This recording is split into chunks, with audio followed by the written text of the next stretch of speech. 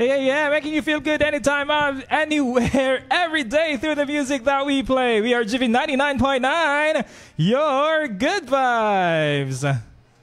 Oras natin mga ka-vibes, it's 9:49 in the morning ngayong March 22, 2025, araw ng Sabado. Kamusta po kayo mga ka-vibes ha? Kapiling ka-banding nyo pa rin po ang inyong DJ Joey Boy. And this time I'm checking in sa ating pong programang Kita Kits sa GV. Ayan, solo flight muna po ang inyong DJ Joey Boy dahil ang inyong DJ Noel ay meron pong mga mahalagang bagay na nilalakad this day. Ayan, so atin muna po siyang bibigyan ng panahon para matapos ang kanyang mga nilalakad. Ayan ha. Kamusta ko kayo mga ka-vibes ha? At tulad ng naulit ko kanina, ngayong araw nga mga ka-vibes ay medyo environmental friendly ang ating episode. Dahil ngayong araw, March 22, 2025, ay pinagdiriwang po ang World Water Day. Ayan. So, usapang tubig, yamang tubig, anyong tubig, ayan. At may tubig ako sa inyo today. HGV shout out dyan ka na DJ Kikay. Nag-message si DJ Kikay, sabi niya, World Water Day pa lang ngayon kaya daw pala walang tubig sa kanilang subdivision. Ay naku, anyanyari ha? Maglalaba pa naman daw po ang inyong DJ Kikay. Ayan, ay GV shout out dyan sa mga taga-barangay Talisay sa Lipa City. Ayan, may tubig daw ho sa inyo. Ay, sa amin hong DJ Kikay ay wala daw eh. Ayan ha, sana'y makapaglaba at sana'y within the day ay makapaglaba ang ating mga ka-vibes dyan sa Barangay Talisay. At GV shoutout din sa mga taga Mataas na Kahoy, Batangas dahil ngayong araw nga po ay pinagdiriwang nila ang kanilang 93rd founding anniversary. Kaya medyo matagal na nawala si DJ Joey Boy ay chumismisu sa labas. Dumaano ang kanilang Grand Float Parade at talaga namang nagagandahan, nagbobonggahan. Ayan. At kung gusto nyong makita yan, nothing to worry about. Sagot kayo ni DJ Joey Boy dahil mamaya ipopost po natin sa ating official Facebook page ang kanilang ginawang float parade. Ayan ha. Kaya enjoy at congratulations na agad sa Mataas na Kahoy LGU. Yan sa napaka-successful na event. Mamaya ay may mga event din sila para may mga trade fair yata. Babalikan ko kayo dyan mamaya mga ka-vibes. At dahil nga ngayon ay World Water Day, abay syempre hindi tayo papayag na hindi kayo kasama sa ating usapan. Kaya nga today ay bigyan po natin ng halaga ang sabi nga nila ay pinaka-underrated na pinaka-underrated pero pinaka-importanteng bagay dito sa mundo. Alam naman natin yung tubig. Paalala lang mga ka-vibes, hindi lang basta iniinom, nilalaro o pangligo ang tubig. Dahil kung patuloy po natin itong sinasayang, ay baka balang araw ay mas mahal pa ho ito sa gasolina o baka kung saan na baka pati tubig ay atin ang ini-import. Tayo ay hihingi na ng tulong sa ibang bansa. Kaya simple lang po ang dapat gawin, magtipid, magbawas ng konsumo, gumamit ng mga alternative. Kung ikaw ay nagsha-shower, ayun, baka kaya pa ng detabo. Ay mas matipid daw ho kasi pag detabo kumpara sa shower na tuloy-tuloy. Ayan. Pwedeng isara ang gripo habang hindi ginagamit o kung may mga tulo o may mga tagas, ay ipasilip. Baka kulang lang yan sa higpit ng kaunti. At saka ano pa baga ang mga pwede natin gamitin mamaya ay marami pang tips siguro ang ating bisita ngayong umaga. Basta ang ating pong i-aim ay magkaroon at matuto tayo kung paano magtipid ng tubig. At dahil dyan mga ka-vibes, ang ating topic for today, para ikaw ay kasama sa ating huntahan this morning, kung ikaw ay tubig ka-vibes, anong klase kang tubig? Ikaw ga ay tahimik na ilog, maligalig na alon, o pa-fall tulad ng ambon. Ayan, muli kung ikaw ay isang tubig, ano ka? Ikaw ga ay isang tahimik na ilog, isang maligalig na alon na minsan ay pagsumpungan ay napakalakas. Ayan. O ikaw ay pa-fall, tulad ng mga falls or ambon. Ayan. Ambon na hindi maintindihan kung lalakas o hindi. Ayan. Abay, sagot na sa ating topic for today. Ang ating number ay 0926-079-8 8708 at mayroon din tayong nakapost na status dyan sa ating official Facebook page, GV99.9 FM. Comment lang po kayo dyan at ating babasahin. Samahan ng inyong mga GV shoutout, GV song request at ang inyong mga pabate this morning. Siya, tuloy-tuloy na tayo at talagang nagkautang si DJ Joey Boy ng Koda on Air. Tulad nga po ng aking nabanggit kanina, tayo po ay mayroong bisita this morning. At siya po mga ka-vibes ay isang environmental advocate. Ayan. Siya po ay married na may 3 anak at ang isa sa mga anak niya ay public servant. Ayan. Siya po ay 3 taong miyembro ng Kalipi bilang presidente at board of director din ng Kalipi dyan sa Batangas City Federation. Siya po ay isa din sa organizer at co-founder ng Barangay Dalig Kawayan Festival. Ayan, talagang pati festival ay environmental pa rin. Ayan, siya po ay nagsilbi din bilang kagawad ng Barangay Dalig mula 2010 hanggang 2023. At nasali din ho ito ng hindi lang ho ito public servant. Talented din ho ito at nanalo bilang second runner-up ng Abaka Got Talent noong 2019. Ating hihingaan ng sample mamaya. Ayan, at siya po ay former secretary ng Kabrad Solid East Cluster. Siya po ay bilang environmental advocate, siya ay nature and river lover at siya po ay talagang ang faith ay to the highest level. Siya po ay divine mercy believer. Ayan. Kaya naman mga ka-vibes, ladies and gentlemen, let's all welcome. Di ba parang pageant? Ang ating bisita, Madam Gemma Babaw Aklan. Good morning. Blessed morning to everyone. Yan. Kamusta ka naman, Konsehala? I feel blessed and grateful na nandito ako ngayon sa special na edition mo ng World Water Day. Ayan, maraming salamat po sa pagpapaunlak sa aking imbitasyon. Ayan, ito ay medyo biglaan din. Dahil parang 1 week lang nagkasalubong lang talaga kami ni Konsehala. Ayan, si Konsehala po ang tawag ko sa kanya dahil nga po siya ay matagal na naglingkod. ilang taon ba? 13 years? 2010 to 2023, yes. Yeah, 13 years na naging konsehal po ng Barangay Dalig sa Batangas City.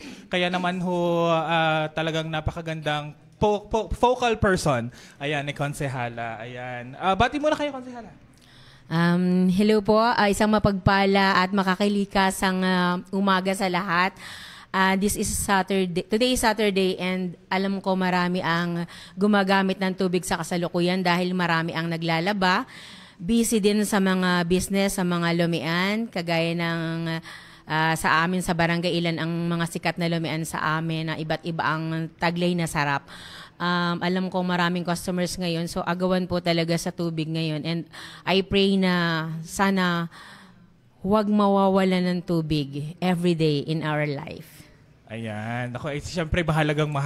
Buti na lang si DJ Joey Boy nakaligo na.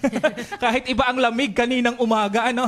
Speaking of lamig, mga ka-vibes, enjoy na ho natin itong malakas na bugso ng hangin dahil ito'y hanggang bukas na lang kung hindi ako nagkakamali. Sa mga darating hong araw ay, kaya ho medyo maulap, ay ito ho ay shear line na. Ibig sabihin ho, yung hanging amihan na ating nararamdaman ngayon, unti-unti na ho yung tataas at mawawala sa Pilipinas at papalta na ho yan ng alinsangan. Oh my. Ayan, kaya ho iinit na sa mga darating na araw. Ang sabi ho sa balita noong kahapon, nung aking napanood, baka hanggang ngayong weekend na lang itong hangin na ito kaya enjoy na natin. At plano na ang mga outing na yan. At magdadagat ang mga best waps. Ayan, Konsehal, ayan, Tito Gemma, pwede niyo po kaming kwentuhan bilang kayo ay isang environmental advocate. Paano kayo nagsimula bilang isang pagiging environmental advocate? Yan. Ano ho ang nag-udyok sa inyong tahakin ang landas na yan? Sa climate change, dahil sa climate change. Kasi ang laki ng impact nito sa buhay natin. Apektado lahat.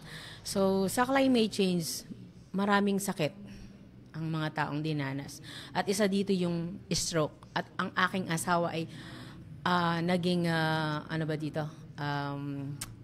biktima. So kaya ako ay nagiinit ang bet, alam mo, kapag may mga nagsusunog. Kasi yan ang number 1 na cause ng climate change. Kasi sabi nga, yung init niyan, yung mga sunog na yan, nagiging cause ng paglaki ng butas ng ozone layer at ang ozone layer yung nagpo-protect sa atin sa init so kaya ako'y palaging nananawagan sa mga tao na nagsusunog, please, please, please, kung mahal ninyo ang inyong buhay ay huwag tayong magsunog. Huwag tayong magsunog. Oo, tama. Pabor naman ako dyan dahil bukod nga sa pagdadagdag ng temperatura, dahil alam naman natin, literal na apo yan, so talagang mainit yan, ay yung usok. So bukod sa pagdagdag ng temperatura, yung air pollution na kinokos din ng pagsusunog ng basura ay nakakalala din. So dagdag factor din yan kung bakit umiinit ang panahon. And yun nga, sa sobrang init ng panahon kagaya ngayon summer, getting hotter and hotter. Yes. So yung level ng tubig is bumababa. Sa halip na umakyat, pababa yan ng pababa. Kaya yung supply ng tubig natin is pakaunti ng pakaunti. So malaki talaga yung impact nung sobrang init na dahilan ng mga pagsusunog natin, yung maling gawain natin sa araw-araw. So kagaya ngayon summer na naman, marami ang iinit ang bait kasi kailangan lalo na yung mga okasyon ng kasalan, maraming tubig ang kailangan. So problemang malaki ito, tapos naaapektuhan din dito mga opisyal, yung mga nanunungkulan kasi sila yung kino-call out para masolusyonan. Yan yung experience ko na bakit daw walang announcement man lang ang mga barangay official, na hindi sinasabi man lamang na mawawalan pala ng tulo, sila hindi prepare. So sabi ko naman lagi sa kanila na tayo po'y mag-provide tayo ng imbakan ng tubig para lagi tayong ready. Sa panahon ngayon, lagi tayong ready. Everything, sa lahat ng pagkakataon, sa lahat ng bagay, dapat tayo maging handa. Yun po.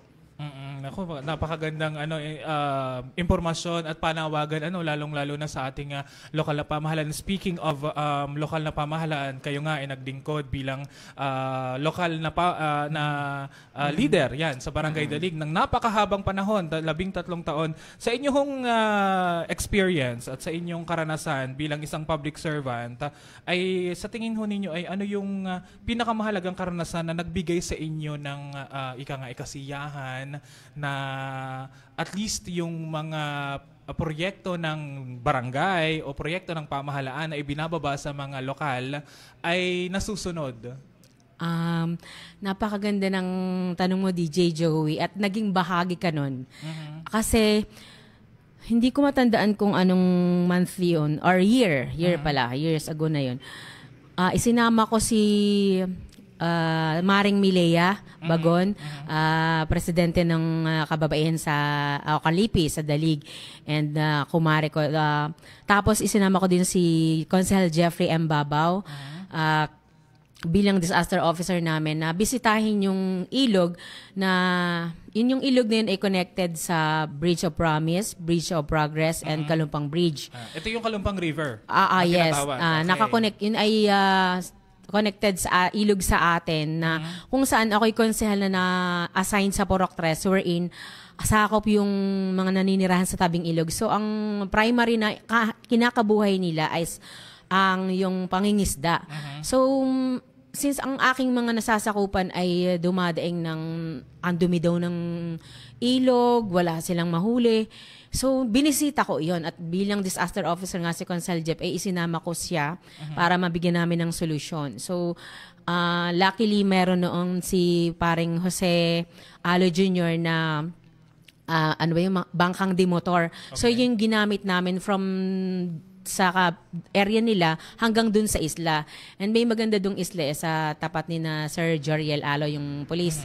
So sa area nila, yung pag-ari ng lupa nila, sa baba nun may isla sa gitna. Yun yung paborito ko nung puntahan nung Okay Kabataan.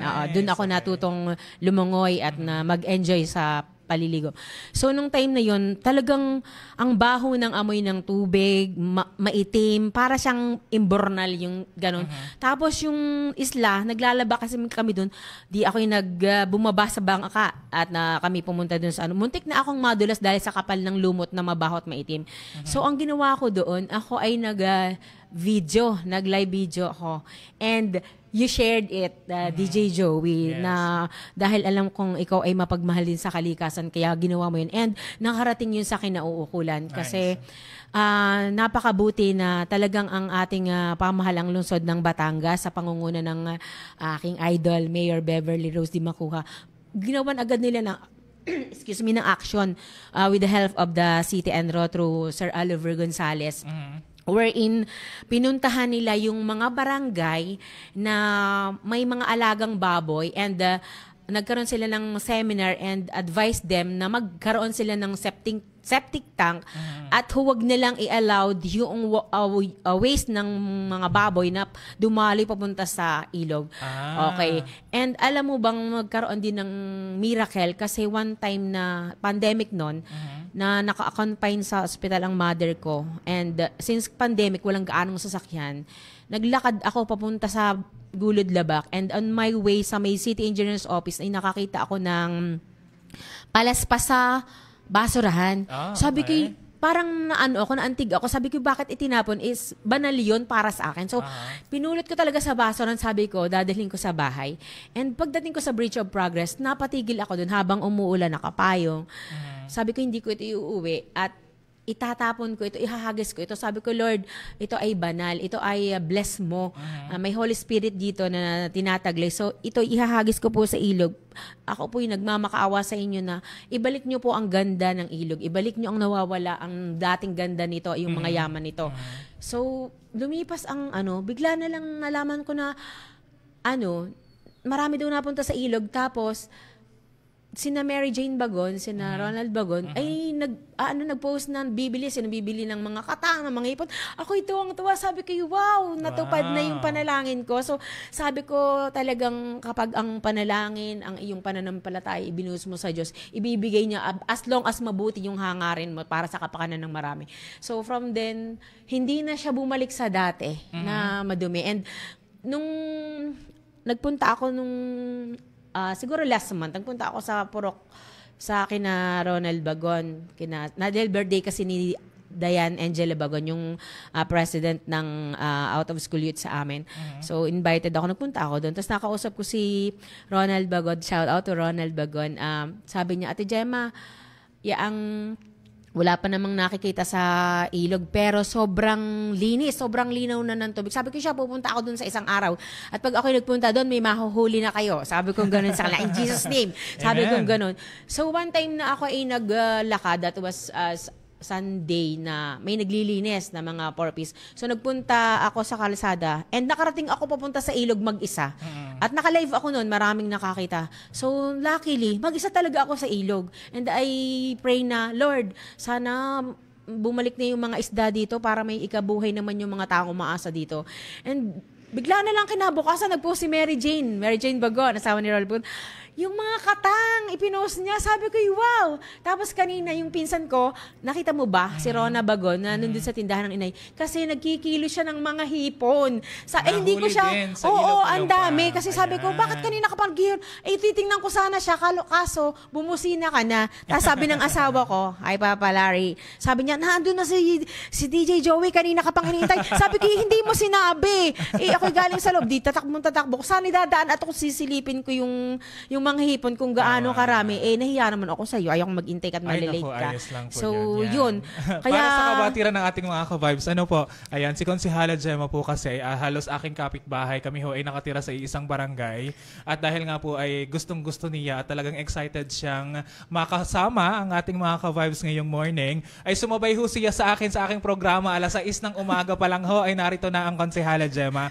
Ayan, si Ma'am Gemma. Ate Gem na lang, or Ate Gembong. Ate Gembong, ayan. Ito lang, Ate Gembong, isa pang tanong ko para sa iyo dahil ikaw naman ay lehitimong taga-Barangay Dalig, nasubaybayan mo ang kalagayan ng Ilog Galumpang simula nung iyong kabataan hanggang sa pangapanahon ngayon. Gaano kalaki ang ipinagbago noon? Kasi naulit mo kanina, sa iyong sinabi na ikaw ay naliligo, kayo ay naglalaba noong panahon ngayon. Kasi ngayon, tuwing sa mga ka-vibes natin dyan sa Batangas City, parang wala nang nakikitang naglalaba dyan. O kahit nga, ewan ko lang kung may naliliguan na siguro sa mga malalayong bahagi ng Ilog Kalumpang. Pero kapag doon sa highway, lalo na doon sa tabi ng tatlong malalaking tulay, wala tayong nakikitang naliligo doon sa panahon ngayon. So, sa tingin mo, gaano kalaki yung ipinagbago simula nung kabataan mo, lalo na ngayon?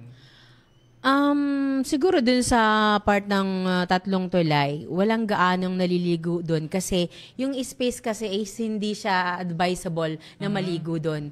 Hindi siya safe. And dun sa atin talaga, maganda siyang tourist spot. So sana yun ay maging tourist spot. Kasi nalalaman ko na parang may naririnig ako na magiging tourist spot yun as lalagyan as resort. Sana I'm looking forward for that. And alam mo ba na nung isang araw lang nandun kami, kasama ko si Corazon Alo Mardo, si Maring Roslyn Alo at saka si Mary Jane de la Vega. Sinadya namin dun sa, pumunta kami dun sa May Tulo. So, pagdating namin doon, may naglalaba DJ. Ay, naka-live yan sa aking, makikita nila yan. Nice. I-check nila yon sa aking I Love Bantay Ilog, Batangas City. Doon sa pagmamahal ko sa ilog, gumawa talaga ako ng page na I Love Bantay Ilog, Batangas City. So, follow nyo po ako doon sa mga nagmamahal sa ilog at na gustong ma-experience yung ganda ng ilog. So, may naglalaba. At yung in-interview ko sila ay taga-Kumintang ibaba. Okay. Dumayo pa. Okay na Pangulong Rico Adarlo. So, tinanong ko, sabi ko, saan ang bahay nyo? Tinuro nila sa kabila lang. So, lumipat sila sa pangpang ng dalig. Sabi ko, bakit may tuloy dyan? Sino gumawa? Ang tatay daw nila.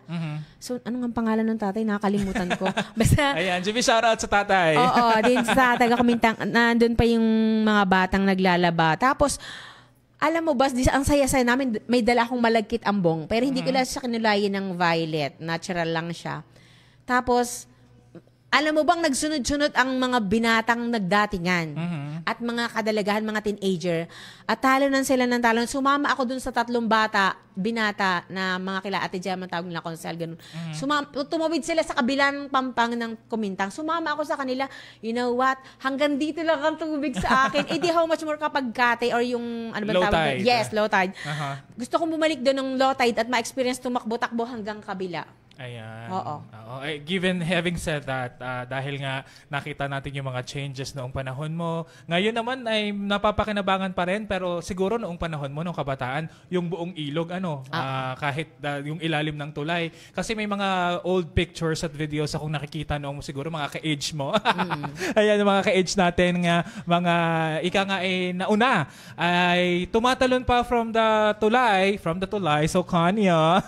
Gusto ko yung i-try. Mula sa tulay hanggang Ilog Kalumpang, and it's safe. Ayun, pero naulit nyo kanina, hindi na siya safe ngayon. Siguro nga dahil ongoing yung mga dredging, malalalim yung lugar, and ongoing din yung development kasi talagang kaliwat kanan ang development dyan sa baybayin ng Ilog Kalumpang. Ay ano yung sa tingin nyo ang dapat tutukan na ngayon ng gobyerno na mga proyekto, dahil maganda na nakita natin maraming proyekto ngayon. Pero sa tingin nyo ba ay yung proyekto ay hindi na wawalang bahala ang kalidad ng ilog, mismo ng tubig sa ilog? Kasi ngayon ang proyekto nun, dinedredge yun hinuhukay yun, which is sabi nila maganda daw yun kasi para yung ilog ay lumalim at kung sakaling lumakas ang ulan, ay kasi ang Ilog Kalumpang mga ka-vibes ay catch basin din ng mga tubig baha sa mga matataas na bahagi. So kaya dinedredge yan paminsan-minsan ay para kung sakaling umulan ng malakas ay kakayanin ng ilog yung dami ng tubig na bababa sa kanya. May mga seawall or may mga dike din na ginagawa dyan sa paligid niyan. Sa tingin nyo ba ito ay hindi nakaka-apekto doon sa kalidad naman ng tubig sa Ilog Kalumpang? Yung syempre may mga yamang dagat dyan, may mga pinagpupugaran ng isda. What do you think? Yung paggagawa nilang ng dike, I think it's good. Hindi yun masama. And matutuwa pa nga ang Panginoon dahil pinapaganda pinapaganda nila. So ito isang klase ng pag-iingat and protection na rin para yung tubig is hindi umapaw sa mga tao or sa mga bahayan. And speaking of pag-apaw, alam mo ba nagpagawa ako ng grotto doon sa Purok 3 na malapit sa ilog. Kasi one time ay bumaha sa sobrang lakas ng bagyo, bumaha. So nakarating sa pintuan ng bahay ni na Mary Jane de la Vega at Ronnie Tabora, as tawag namin doon ay si Abonjo. Ang mga tilapia nagpuntahan dun sa kalaparan.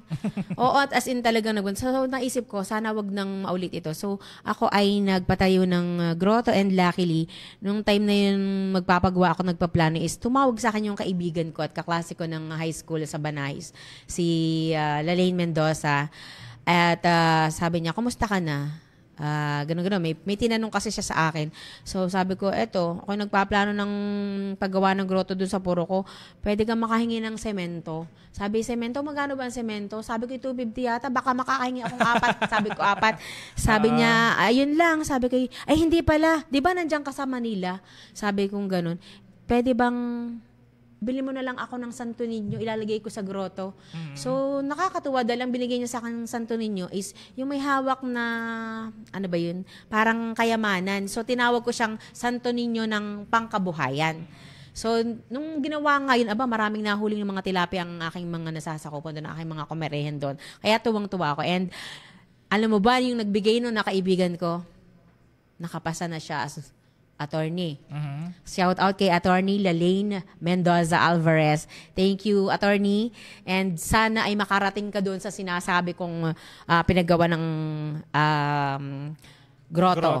Ayan. Mabisita mo naman. GV, shoutout po sa inyo ha. Ayan mga ka-vibes, para mo sa kabati natin mga ka-vibes na kabukas pa lang ng radyo. Kasama po natin ngayon si Tita Gemma Babawaklan, ang isang environmental advocate at dating konsihal ng Barangay Dalig, Batangas City. At talaga namang ang faith ay ramdam na ramdam din natin ang kanyang faith with God at ang kanyang care sa ating environment. Tutuloy-tuloy po ang ating kwentuhan maya-maya lamang. Sa mga gusto makipag-huntahan kay DJ Joey Boy ngayong morning, ay mag-text lamang po kayo sa ating number na 0926-079-8708 at meron din po tayong live na napapakinggan at napapanood sa ating official Facebook page na GV 99.9 FM. Kapiling po natin ngayon si Tita Gemma dahil nga po ngayon ay pinagdiriwang ang World Water Day at dahil nga po kaya ang ating usapan at ang ating topic ngayon ay about sa mga ilog yan at ang ating focus ngayon ay ang ilog Kalumpang dyan sa Batangas City. At meron din tayong katanungan para sa inyo mga ka-vibes. Kung ikaw nga ay tatanungin kung tubig ka, ay anong klase kang tubig? Ikaw baga ay tahimik na ilog, maligalig na alon, o pa-fall na parang ambon? Ayan. May mga sagot na tayo sa ilan sa ating mga ka-vibes. Ayon kay Braga Alex, siya daw ay isang maligalig na alon. Bakit naman, Braga Alex? Baka pwede mong i-share sa amin yan kung bakit mo nasabi na ikaw ay isang alon. Ayan. Si Kuya Ruel Alicante naman, GV Morning, Kuya Ruel, ang sabi niya, DJ Joey Boy, ako po ay tubig dala ng agos. Klaseng ito ay alon din. Pero si Kuya Ruel ay ang agos niya o ang alon niya ay kalmado laang. Siya ay nagpapadala laang sa alon. Talagang chill na chill ha. O sa mga ka-vibes hihintayin po namin ang inyong mga kasagutan sa ating katanungan o baka may mga katanungan kayo sa ating bisita this morning. Pwede nyo yun pang ipadala sa ating text line o sa ating official Facebook page. Balik tugtugan muna tayo mga ka-vibes. Let's have Sarah G sa kantang I Won't Last a Day Without You. Ayan, parang tubig lang yan. Hindi tayo pwedeng matapos ang araw ng walang tubig. Ligo-ligo din ka, vibes. Ayan, dito lamang yan sa programang Kita Kids sa GV. Kasama si DJ Joey Boy at si Ate Gemma Babawaklan na only here on your number one good vibes station, GV 99.9, your good vibes.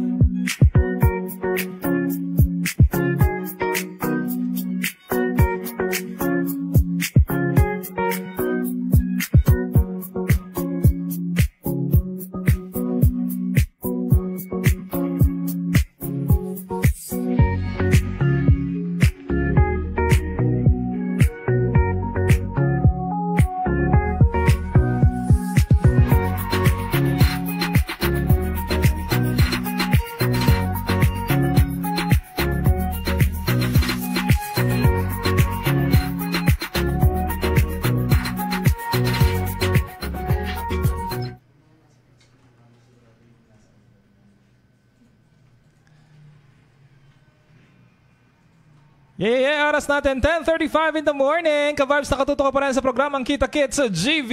Hanggang alas 12 nga po tayo magkakasama-sama. Kapiling kabanding, kahuntahan at kabalitan niyo po ang inyong DJ Joey Boy ngayong Saturday morning. At dahil nga ngayon ay Saturday, March 22, 2025.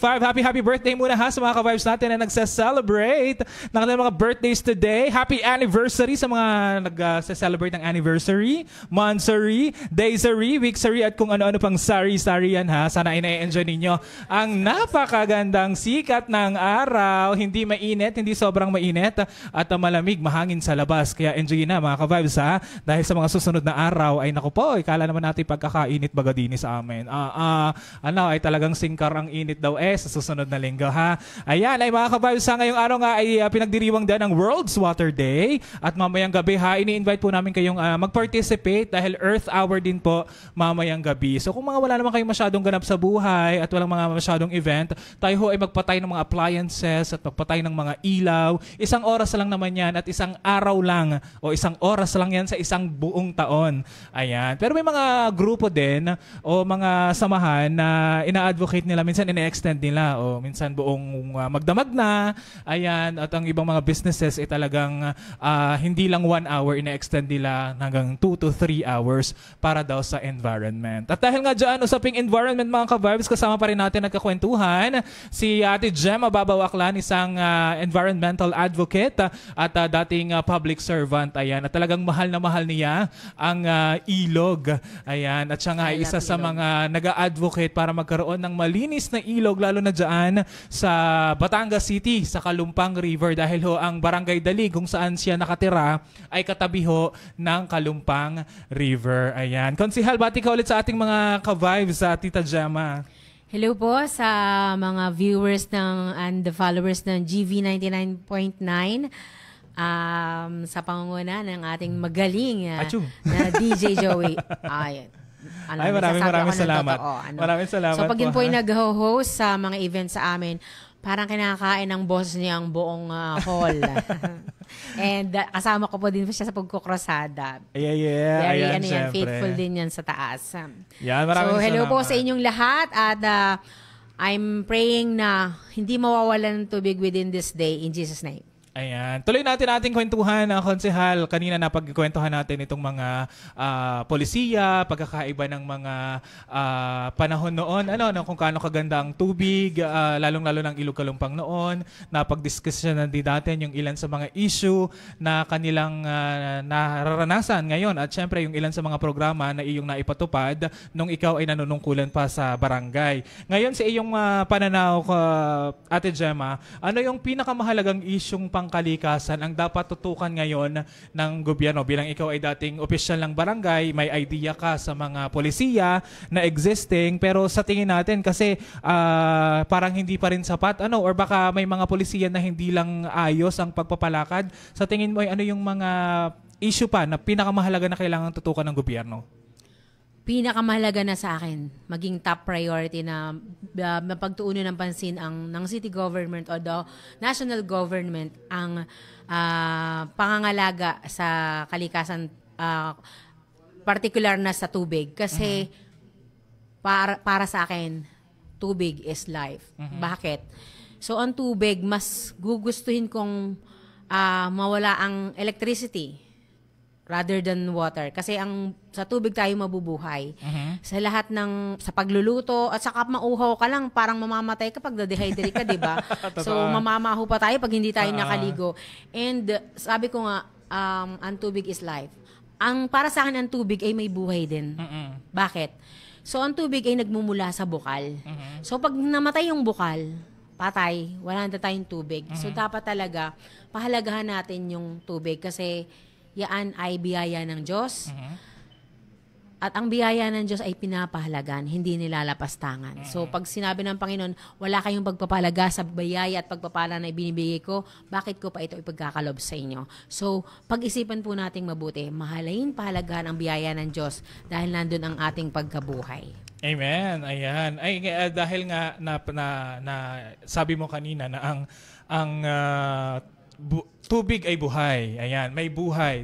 Dahil talagang kahit ako sometimes naniniwala ako doon dahil hindi siguro lalabas yung kasabihan na kasi may mga issue sa mga bulubunduking bahagi ng lugar na may nalunod, may kinuha na naman ang tubig, may alay, may ganon. Naniniwala ka sa mga ganon? Tunay. Tunay doon yun? sa ilog natin, hindi ka aware. Marami. Excuse me. Sa ilog, doon po sa ilog sa Delig, yun nga po connected sa Kalumpang Bridge at sa tatlong bridges doon sa Batangas City. Tunay po na yung ilog po na yun doon sa part doon sa amin, in between ng Kalumpang, Kumintang, Ibaba, and Tingalabak. Tingalabak. Oo. May mga nalulunod po doon talaga. Okay. And alam niyo po, ang mga nalulunod doon ay kalimitan ay mga dayo. Kaya sabi ko nung nagpunta ako doon ng isang araw, ang iba doon ay mga dayuhan ng mga kaklase ng mga taga-atin. So sabi ko sa kanila, be careful kasi ang kinukuha talaga ay more on hindi taga-Dalig, kundi taga-ibang lugar. And alam niyo po ba na kapag 2 taon siyang, kasi yearly po siyang kumukuha ng tao. And kung ilang taon siya nagliban, pag bumanat siya, ganun bilang ang kanyang kukuhanin. That is true. That is true. Ayan. And So, alam mo ba, yan DJ, noong na-experience ko, kasi nga ako, ang pinsan ko si Ate Edna Babaw at saka ang aming kamag-anak din at kabarkada na si Lorna Delphine na mas kilala sa tawag na Dabeng, ay kaming tatlo, mahilig kaming magpunta sa ilo, kaya pare-pareho kaming alam mo na. Mapuputi, mapupusyaw. Di naman maitim kami, kayo manggilam. Ang kami mahilig pumunta sa ilog at alam mo bang para lang makapunta ako sa ilog, mayat maya nagbibihis ako ng damit para may tubal, yung maruming damit, para may lalaban, may reason ako para magpunta sa ilog. And one time, kaming tatlo ay may kumbaga sa kakulitan pa, lumiban pa kami sa kabala ng ilog, sa halip na sa tabi. Ang aga namin naglalaba, nakatayo kami sa may tubig, yung nakalapat ang paa, nakalubog sa tubig. Mamaya napansin namin, sa amin, ang daming tao nagbababaan, mga taga-amin, yung magagaling maglawi, ang Kuya Rod Babaw, ang Kuya Nelson de la Chica, ang Kuya Para Maderaso. Bakit kaya madaming tao? Tapos tumawid sila dun sa silangan namin na part ng Patinga. Tapos bigla na lang silang naglango yan. Mamaya, alam mo po, may patay silang nakuha. Oo, yun daw ay dumayo ng pag-uuling dun sa Tinga. Tagalipa siya. Tagalipa is speaking. Matagal yung ba? At siguro mga pa lang ako noon. Mga 13, mga ganun pa lang ako noon. Sabi ko sa mga kasama ko, wow, dito sa ilalim tayo ng tubig. Paano kung yung paa nun umagos sa atin, ba't may Salasa-Laber dito? Sabi ko, Salasa-Laber, Batangas. Batangas term, ayan. Pero yun ay mga kwento ng mga lokal. Yun ay kwento ng mga ka-vibes ng mga lokal. Pero syempre, ang adhikadi natin, syempre hindi siya nasa magtuloy-tuloy o kung baga ay talagang ang pinapaalala natin ay pag-iingat kung sakaling gustong i-enjoy ang ilog Kalumpang. Lalo na ngayon na nakikita natin na summer, na lumilinaw at gumaganda dahil nga sa tuloy-tuloy na proyekto ng lokal na pamahalaan ay may ilang parte na pwede nang pagliguan at pwede nang dayuhin. Ayan, ay pwede na. So sana ay mag-iingat ang ating mga ka-vibes. Yes. At bilang panghuli siguro, Konsehal, ay ano yung iyong mensahe? Siguro ilang questions pa bago tayo magtapos. May mga statement ang dating current US President Donald Trump, hindi daw siya naniniwala sa climate change. Yun daw ay isang terminology o gawa-gawa o katha lamang ng mga tao o siguro ng mga negosyo na gustong mag-benefit sa climate change na tinatawag. Ikaw baga as an environment advocate ay naniniwala sa climate change? As early as kanina ay nabanggit ko yun na naniniwala ako sa climate change. Kasi nga, nagbago talaga yung panahon. Minsan, bigla na lang uulan, biglang iinit, o kaya naman, patindi na ng patindi ang init. Kasi nga, sabi ko, yung mga pagsusunog ng tao na mga maling ginagawa is nakaka-apekto sa ozone layer kung saan lumalaki nga yung butas. So, tumitindi yung init. Kaya, I believe na merong climate change. Ayan. Ayun. At dahil nga may climate change, may mga grupo, may mga green organizations, na tumutulong sa atin para mapangalagaan ang ating kapaligiran, lalong-lalo na ang yamang tubig.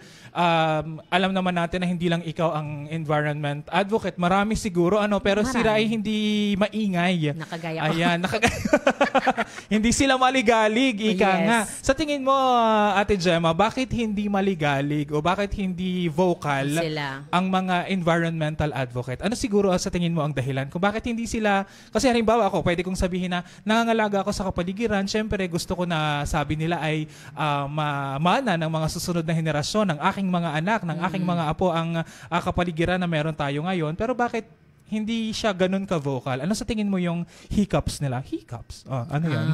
Siguro yung iba talagang silent type lang sila. Dinadaan nila sa matinding panalangin. Ang iba naman siguro gusto nilang magsalita pero sila naduduwag o natatakot. And speaking of naduduwag at natatakot, alam mo ba na napukaw ang attention ko ni Father Larry Pamarin na sabi niya ay huwag na kayong umasa sa tunay na pagbabago kung kayo'y maduduwag o matatakot na magsabi ng totoo. Sabi pa niya sa huli ay, kung hindi kayo, sino? Kung hindi ngayon, kailan? Kaya sabi ko ako, at my age ngayon na 48, I will stand for the truth. Magsasabi ako para sa totoo, para sa kapakanan ng, at makakabuti para sa nakararami. Ayun. Huwag matakot, lalo na ang mga nanunungkulan kasi sila yung head sila yung magpapatakbo ng lahat. Sila yung susundan ng mga tao. Ang nangyayari kasi, pag natakot ang mga nanunungkulan, paano pa magkakaroon ng yung pagpapatupad ng batas? Sinabi ko to noon ako'y napa-attend dun sa Pontefino. Pinatawag lahat ng mga pangulo.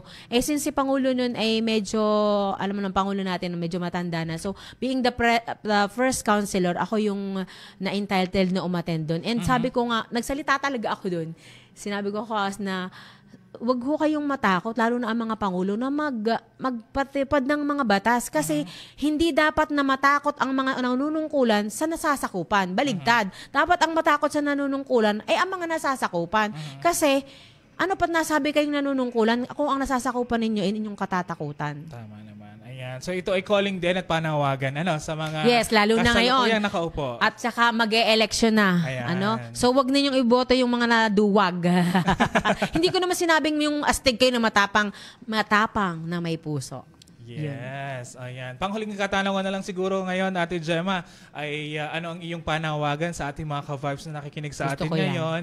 Ayan, meron ka bang reminders? O baka pwede rin silang share ng tips, kung karagdagang tips kung paano ba mapapangalagaan ang kapaligiran, lalo na ang katubigan ngayong World Water Day. Go ahead. Okay.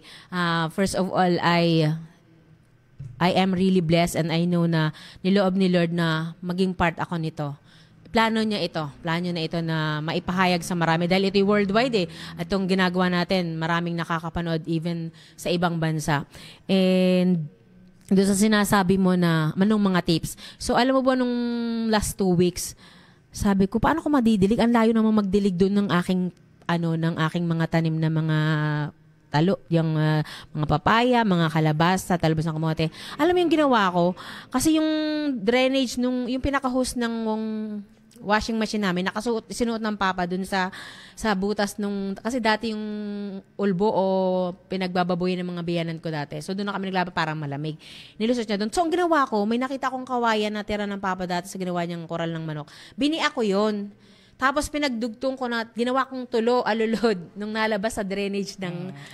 So parang nirecycle mo yung tubig. Oo. So dire-diretso ngayon siya doon. Tapos naisip ko, para hindi ako mahirapan magdilig din, yung hose ng tubig, idinirekta ko ngayon dun sa dryer. So napunta ngayon doon nga ako nagsasahod sa dulo ng tulo para malapit yung madilig. Hindi na ako iikot pa, maghahakot. So tama. God is very good all the time. Binigyan ako ng wisdom. Ito ang gawin mo, Gemma, para hindi ka mahirapan. Iikot ka pa, babalik, mabibigat. So inilusot ko yung hose doon. So dire-dire doon ako nasahod sa baba. Yun. At so saka recycling ng tubig. Another tip is yung po mga pinaghugasan ninyo na mga bigas, yung something na ipunin, then pandilig na din. At saka ngayon maalikabok. So pwedeng idilig dun. So ganun ang ginagawa. Sabi ko sa mga anak mo, wag na nilang itapon minsan yung mga pinaglabhan. So yun yung idinidilig namin sa halaman at sa mga gabok yun. And kung dumating talaga yung time na yung kumbaga talagang short na short sa supply ng tubig. Pag halimbawa naligo ka, isahod mo ang katawan mo sa palanggana, no? Tapos yung tubig ipunin mo pambuhos sa bowl kung yun. Tama. Ingat lang dahil may mga ka-vibes tayo na kwento din 'yan. Na-share din 'yan. Ginagaya nila lalo na nung panahon ng pandemya, hindi makalabas tapos walang mabilhan ng tubig. So sinasahod nila yung mga pinagliguan nila. Anong nangyayari? Nadudula sila doon sa palanggana. Okay. Kasi madulas. So ingat lang tayo sa mga ka-vibes natin. Siguro yun ay para lang sa mga edad na kagaya natin. Na malalaki na. At yung matitibay ang tuhod. Tama. Ayan. Panghuli na lang, baka meron kang nais batiin, GV shoutout. Ayan, ay pagkakataon mo na. So sa lahat po ng mga opisyales, simulan na natin kay Pangulong Bongbong. Hello, Pangulong Bongbong Marcos. This is Gemma Baba Aklan. Jembong po ang nickname ko. And happy na magkatugon ang ating nickname. And ako po yung nananawagan sa inyo. Alam ko pong malaki ang kapasidad ninyo para maipatupad po yung matibay na pangangalaga sa ating tubig. So bilang pong kayong presidente o ama ng buong Republika ng Pilipinas, sana po ay maipababa ninyo sa bawat na dito sa barangay level, mula sa top from the barangay level na bigyang pansin, top priority ng bawat barangay ang pagbibigay ng pansin at pangangalaga sa tubig.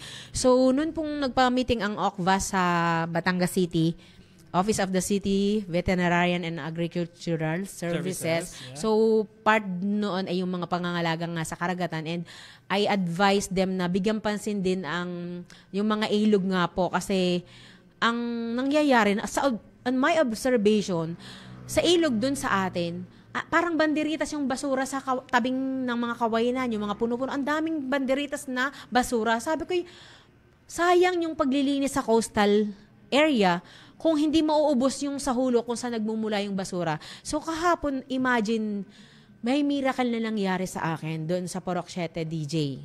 Give me some extra time, please. Mangunguha ako ng kadyos doon sa mga atibebot na abaya doon sa Purok 7. Alam mo ba na ikakabit ko na yung aking cellphone para sa ako'y makalive pangunguha? Kasi gusto ko yan eh. Hindi ko maikabit yung cellphone ko. Alam mo kung bakit? May ibon na parang sinasakal. Ganyan talaga siya. As in, powerful yung boses niya. Ang ginawa ko, sinundan. Sabi ko, Lord, anong ibig sabihin nito? Sinundan ko siya ng sinundan.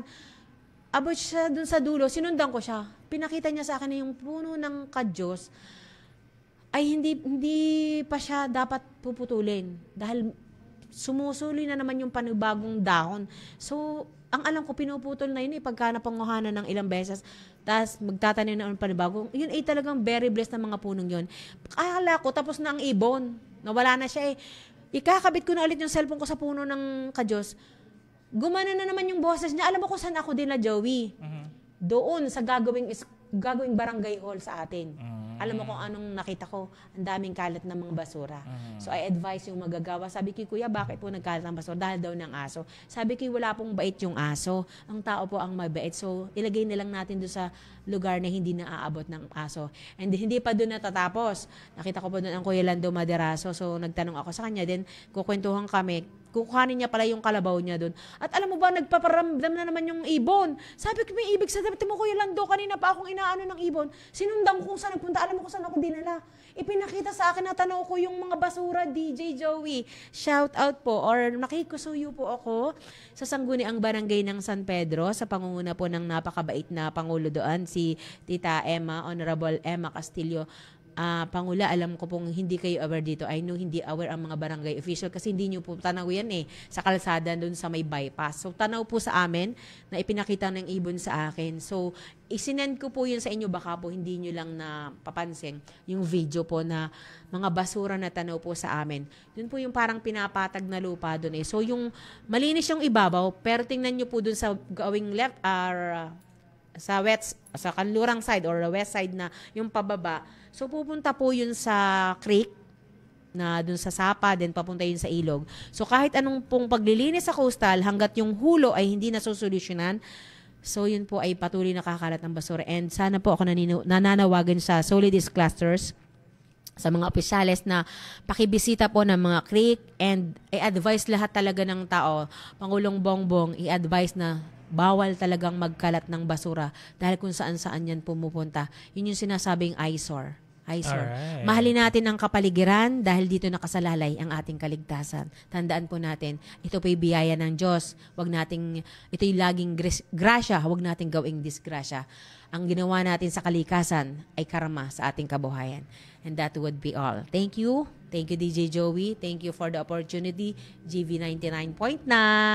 Yeah. Maraming salamat po ha. Tita Gemma Babaw Aklan, yan na po isang environmental advocate at dating servant. Yan. Yung tanong mo kanina, ano yun? sino ako sa tatlo? Yan. Sige. Dahil para sa kabatiran natin mga ka-vibes, meron din tayong katanungan para sa ating mga ka-vibes na nakikinig sa atin ngayon. Bilang ngayon nga ay World Water Day, ang ating question for the day ay... Wait, kung ikaw ay isang tubig ka-vibes, anong klase ka? Tahimik na ilog? Maligalig na alon? O pa-fall na parang ambon? So ano ba si Tita Gemma? Maligalig na alon. Bakit? Trademark ko na yung pagiging maligalig eh. Pero yung kaligaligan ko ay para sa kapakanan ng karamihan. So, maligalig na alon. So, ako po'y magliligalig pagka ako may nakitang nagkakalat ng basura at may nagsusunog talaga. Yan po. Alright. Maraming salamat muli, Tita Gemma Aklan, sa iyong insightful messages ngayong umaga. Mga ka-vibes, tuloy-tuloy pa rin po tayo. Huwag kayong kakalasa. Mamaya ay makakasama natin ang isang representative mula sa Environment and Natural Resources Office o ENRO dyan sa Batangas City. At mayroon pa tayong bisita. Ayan, syempre, siksik, liglig at umaapaw ang ating morning. Mamaya naman ay usapang business tayo. Ha? At syempre, makakakulitan din natin ang ating mga SJs this morning. Kayo nakatutok pa rin sa programang Kita Kits sa GB kasama ang inyong rakiterang DJ. My name is DJ Joey Boy. Tuloy-tuloy tayo sa ating OPM tugtugan. Let's have Josh Santana sa kantang Can't Help Fallen. Dito lamang yan sa GB 99.9, Your Good Vibes.